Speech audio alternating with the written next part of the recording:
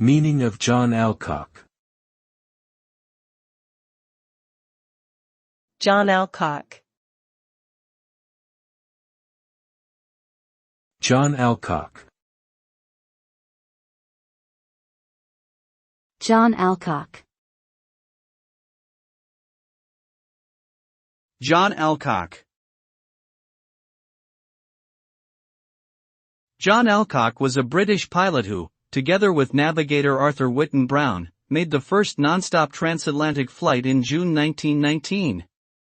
They flew a modified Vickers Vimy bomber from Newfoundland, Canada to Clifton, Ireland, covering a distance of approximately 1,890 miles, 3,040 kilometers, in just over 16 hours.